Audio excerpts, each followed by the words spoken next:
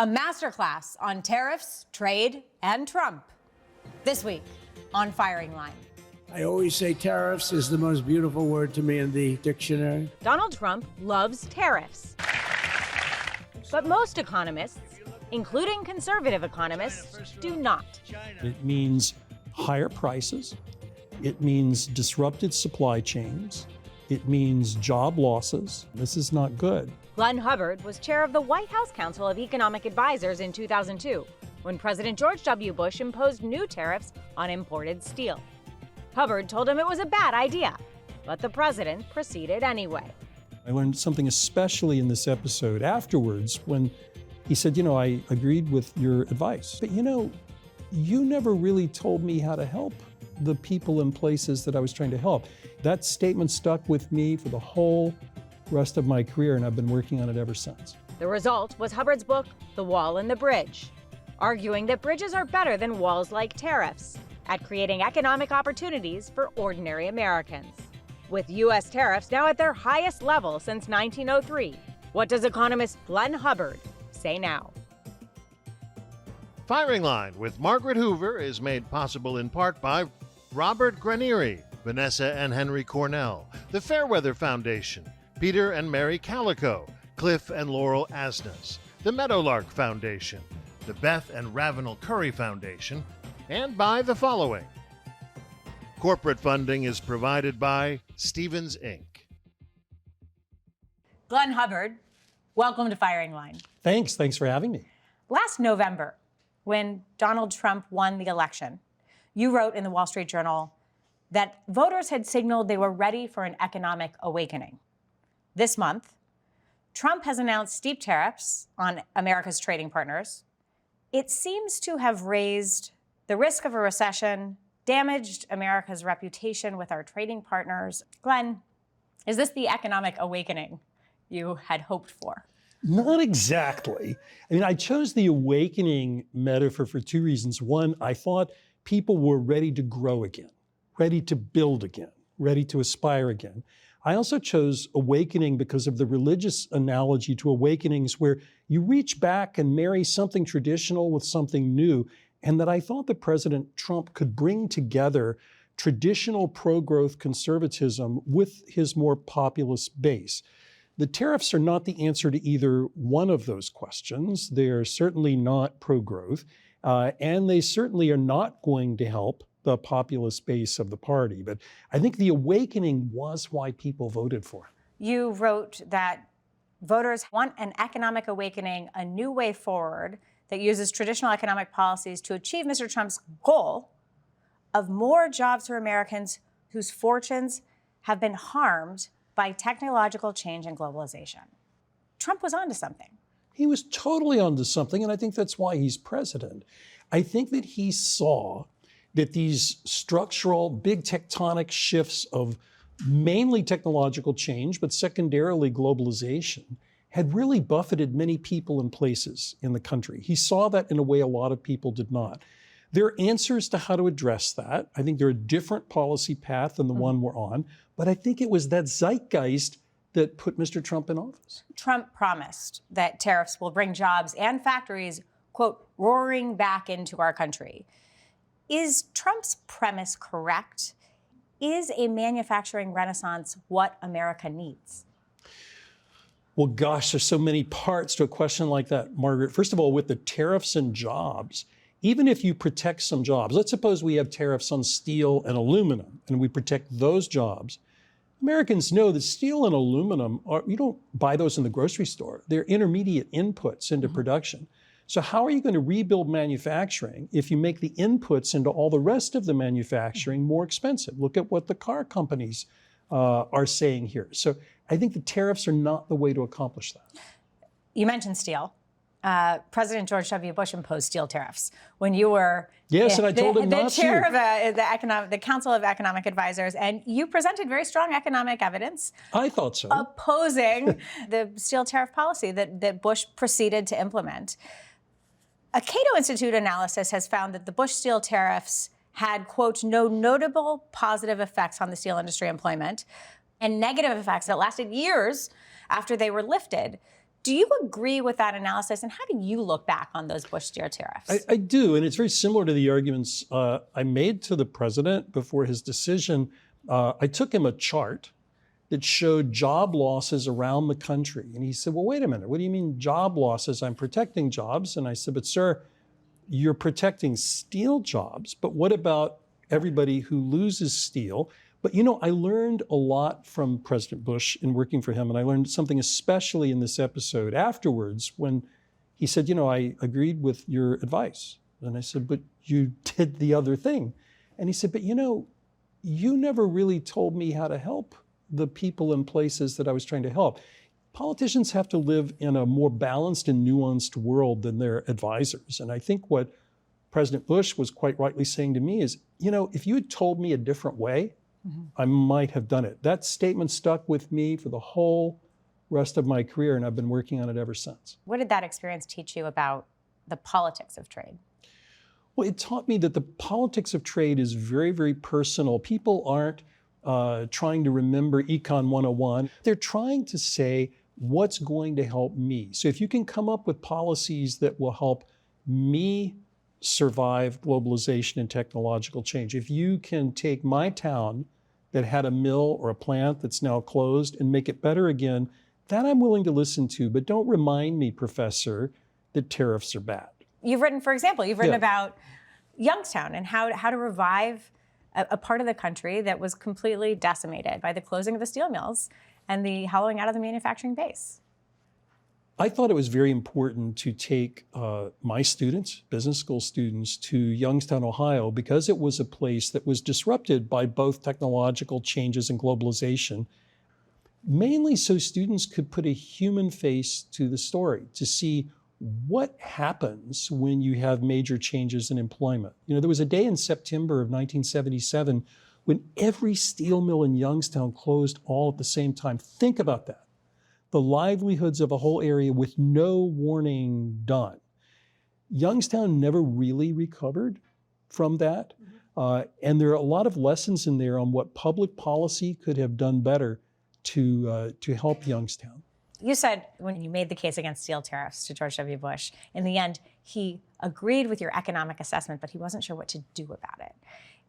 Was that effort to go to Youngstown, to look in the faces, the effort to divine the policy solutions for that problem? 100%. There's a huge opening right now for conservative policymakers to bring market solutions with a human face, with a local face. The politician who does that, I think, manages to bring about that economic awakening. Is a manufacturing renaissance what America needs? Well, I think the opportunity for a great manufacturing sector is something that America needs. And we work hard against it. We have a regulatory state that makes it difficult. We have a tax system that makes it difficult. We need to fix those things. We ought not to tie our hand behind our back. But we shouldn't say that manufacturing jobs are necessarily the best jobs. You know, I remind people in Washington that when I talk to my students about the job market, many of them want jobs that didn't even exist when I was their age. So think about it. If you're trying to plan for the future for anybody, you need to look at the world that is and will be, not the world that was when I was somebody's age or President Trump was somebody's age. And so we have to look forward. And it's not at all obvious to me that manufacturing is the answer to that. Even if we bring back a big manufacturing sector into the United States in terms of manufacturing output, and by the way, we're already a manufacturing powerhouse, we're not going to bring back manufacturing employment. Manufacturing is one of the highest productivity sectors. That's just a flip side for saying there are fewer workers per unit of output than there used to be. That's not going to change. Despite the pause on reciprocal tariffs, a 10% tariff on imports remains. Tariffs on Mexico and Canada are still in place, and President Trump has raised tariffs on China to well over 100%. The average U.S. tariff rate is still the highest it's been since 1903. What does that mean for Americans? It means higher prices. It means disrupted supply chains. It means job losses and lost output. So again, a number of think tanks and Wall Street firms had looked at this. typically you're talking about shaving about a full percentage point off GDP growth over the next year, substantial increase in unemployment, and an increase in inflation of about 2%. This is not good. I'm at least as worried about the uncertainty, because if you're trying to improve the business climate in America, it's about long-term planning. What frustrated people about the previous administration was, I can't plan, I can't build, because you're changing policy so much. That uncertainty is going to make it very hard for somebody to commit to a new plant or a new investment, whether that somebody is an American somebody or a overseas somebody coming to America. It won't happen unless we're more predictable. One of the common criticisms of tariffs is that they invite cronyism and favoritism as industries vie for exemptions and favorable treatment by the president. We've already seen some companies jockeying for exemptions from Trump. What does a system of favoritism mean for the future of our economy? Well, I don't even think of it so much as favoritism or corruption as much as it is a total waste of time for business people who should be thinking about business, who should be thinking about new opportunity, new investment, hiring Americans, to be taking the shuttle to Washington to negotiate with bureaucrats and government officials. That is not what it's supposed to be. And you're seeing that in the electronics industry and the car industry. If we just stepped back and said, what are we trying to do? I think we could avoid this. The White House has claimed that more than 75 countries have reached out to negotiate as a result of the tariffs in this 90-day pause. True. Well-known figures from the right have argued that Trump can now use the tariff threat to use the next 90 days to productively negotiate with all of these countries. Is there a scenario that is plausible that the end result will yield more favorable trade agreements than we had previously with these countries? Well, it's certainly possible. I think it's difficult because let's say the goal were to encircle China. Encircling means more than just us. It's hard to make a circle with one country. And so I would think you would try to get Japan, the European Union, Canada, Mexico, Australia, all of our friends with us in that activity. But we started exactly the opposite with very heavy tariffs on those. So I guess I go back to my question of what is the goal and what is the game plan? I worry because we're not very clear what we're asking for. Indonesia, Malaysia, Cambodia. Oh, look at Cambodia, 97%. The numbers, when the president had his chart in the Rose Garden, I had no idea what he was talking about in terms of how I know how the tariffs were calculated. They were calculated incorrectly, but the real point is it's very hard to negotiate with other countries if you're not clear about which tariff or non-tariff barriers you're after. And of course, that's going to differ country by country. Over the last couple of weeks, we've already seen the global economy start to shift away from the United States in some senses. The EU seems to be seeking help from Beijing. What damage has this last episode done to confidence that people have in American markets? Well, it's a great question. I think of, the Don Rumsfeld known knowns and known unknowns, unknown unknowns. The known known of this period is really the possibility of a short-term recession that we talked about. I'm actually even more worried about the unknown unknown of a loss of confidence in the nation. We are seeing, the reason for American exceptionalism from an economic, as opposed to a political perspective, is that we're seen as a safe haven. This is a predictable, rule of law country, solid courts and financial markets and institutions. It's a place where you can do business. And so I think trifling with that strikes me as even more problematic. And so I worry about that unknown unknown that people might lose confidence in the dollar or in US debt. Do you think President Trump and the people around him are aware of that risk? President Trump is a very intelligent business person. I'm quite confident he's aware of that. He's got talented people around him. I'm sure they're all aware. My point is you have to be careful because you can't just pull it back. Credit comes from a Latin root word, credo, which simply means I believe. That's really what credit is. And belief, confidence, they can be fragile. The global financial crisis comes to mind in that, when people suddenly lose belief. So that's what I worry about. We don't have an infinite ability to make a mistake and pull it back. when you're talking about credit markets. We have to be much more careful. In a recent editorial in the Free Press, former Trump national security aides Matt Pottinger and Lisa Tobin argued that the U.S. and China aren't just in a trade war, but in a contest for control in the 21st century. To what extent can tariffs be used to pursue America's national security goals? They can be. It's not the only one, perhaps, or even the most effective. China has many things. I guess I'm less concerned about who makes children's toys as I am who makes defense equipment that goes into aerospace. And so I think we have to be careful, like, what do we mean when we say we would like to decouple from China? And if that's a decision, and that's not a decision from economists, it comes from political people, military people, if that's the decision, what are the tools to do it? And those probably are more export restrictions, technology restrictions. Not tariffs. Not tariffs, and would require partnerships with the rest of the world to make sure that those other countries would prefer to use the American standard for that technology or that equipment or that communications device as opposed to a Chinese standard. It's also the case that we can never truly be decoupled from China. We live in a world in which there are global public goods and bads. COVID was an example. Climate change is another example. So the notion that we can pretend we can do things over here and China can do things over there, that's not the way it works in pandemics or crises. So I don't think we can ever be, quote, free of China. We have to decide where are the areas that really matter, get politicians to tell us that, and then hopefully advice from economists and military specialists on what's the best way to deal with that. In 1969, William F. Buckley Jr. hosted a discussion about tariffs on the original program. Take a look at this.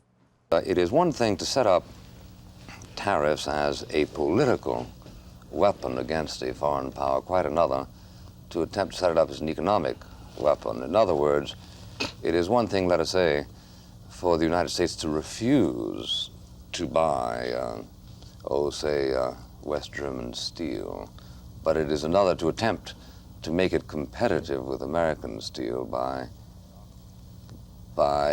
doctoring the tariff structure. So well, I know of very few examples where the United States has used its tariff for political purposes or even its trade. It doesn't work very well in a country of this character because if you use one industry for political purposes, there will be quite an outcry against such a thing. You knew Buckley. Well, yes. What do you think he would think of this moment we're in? Well, he was a free marketer. I think he was, two things. One, at an ideological level, he'd probably be somewhat uncomfortable. But I think what's more important about Bill Buckley is how practical a conservative that he was. He wanted things that worked, the art of what works. Mm-hmm. And I think probably his biggest concern or bigger concern over tariffs was not the ideological explanation, but simply that they're unlikely to work. Howard Lutnick, the Commerce Secretary, and Scott Bessent, the Secretary of the Treasury, say the U.S. would definitely win a trade war with China, no question. They've both insisted on this. They have said that China has a losing hand in a trade war, given its reliance on exports to the U.S. Who has the stronger hand? Well, I guess I would start from the premise that no one wins a trade war. And so the notion of winners, losers, I would guess, what are the costs and benefits to either side of a trade war? I think the U.S. could gain against China because China does need access to the broad U.S. market. And so if that's what Secretaries Bessent and Lutnick meant, I'm all for that. But that's not really a victory for the U.S. in the sense that we could have accomplished some of our same goals with China with narrower, more targeted instruments that certainly weren't applied to other countries at the same time. Keep in mind, China is a lender to the United States as well, and lenders have options, right? They can do business elsewhere. So I don't think it's a battle either side wins. In 2013, you and Tim Kaine wrote a book, Balance, that warned about fiscal imbalances that have toppled great powers throughout history. You wrote, quote, "The only existential threat facing America is from America itself." And that was 12 years ago when the debt was $20 trillion less than it is today. How urgent is our national debt as a threat right now? I think it's urgent. The point Tim and I were making in the book Balance is that if you look at great empires, which we did throughout history, they didn't fall from military adventure, from somebody coming in and conquering them, as much as they fell from rot within. That typically came from rent seeking and interest group politics and from fiscal imbalance. Most people don't know that if you looked before 1970 and you asked, what does the debt to GDP ratio look like? Plot it for me. Yeah. It would be mountains and valleys. Yeah. We fight a war. Right. We borrow money. The economy grows and we pay it down. Since 1970, it's been straight up. And that has little to do with wars. The defense spending has come down relative to GDP. It's a story about our entitlement and our social insurance programs. And we need to fix that. Ray Dalio, he's founder of Bridgewater, one of the world's largest hedge funds, said recently that Congress needs to get deficits down to 3% of GDP, or the consequences could be, quote, much worse than a recession. Would this help? If we really wanted to get deficits down long-term to 3% or less, we would have to address problems in our entitlement programs. And I have to name names. There's Social Security, there's Medicare, Medicaid. Yeah. And each of those has political constituencies. Now, it turns out it is possible to make the changes we need to make in those programs and in a way that protects lower and moderate income Americans. It is possible. But it's not difficult because of economics. It's difficult because of politics. We have to be able to make the political case to the American people. I would rather us be able to fight the next war if we had to fight it, to have the capacity for disasters, to be able to protect our children's futures, as opposed to old age entitlement programs and interest.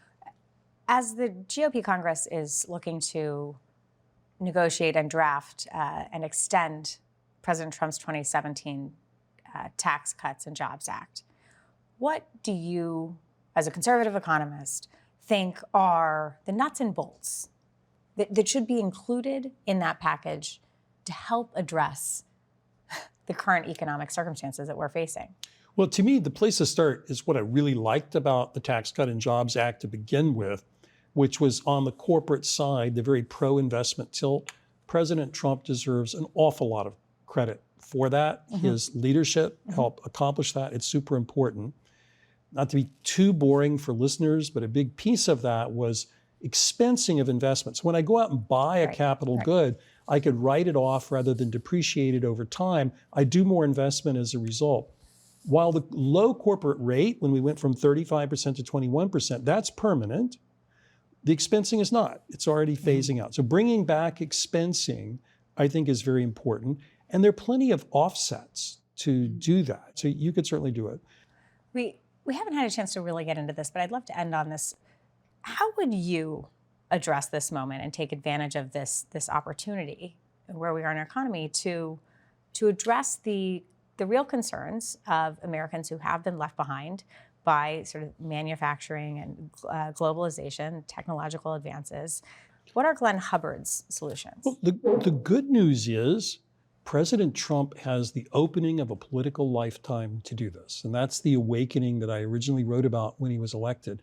And I would start with, what does it take to change our aspirations that we can build and invest here again? So to me, that begins with regulatory reform. Some things that are big in people's minds, but other things that are small, like the way we do permitting for construction, the way we permit our new energy grid and electricity grid that we need. Could we do better in business taxation? So I would start there. Then the second is, how do we change possibilities? Rather than cutting research, I'd be doubling it. That's our future. Yeah. Basic research is what is tomorrow. When we spent a lot of research money in the space program, in military applications, the spillovers to the private sector were enormous.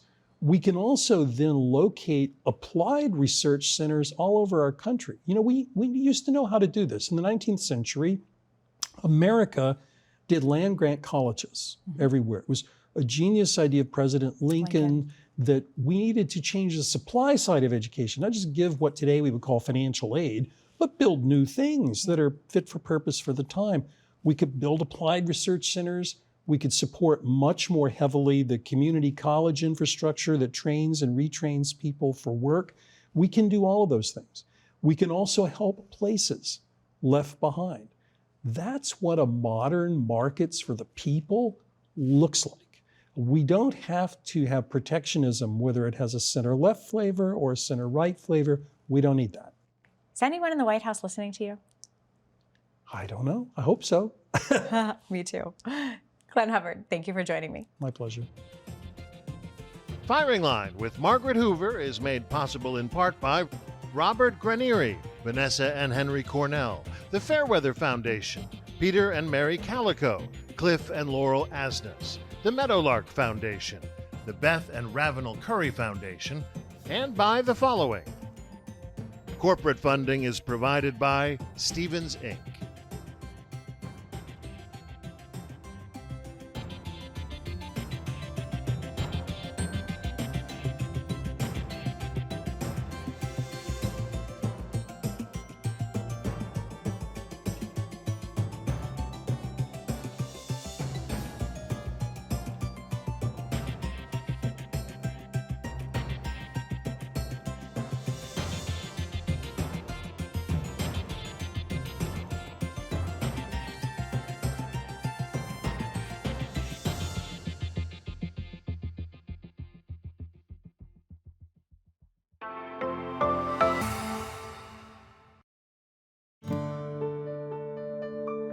You're watching PBS.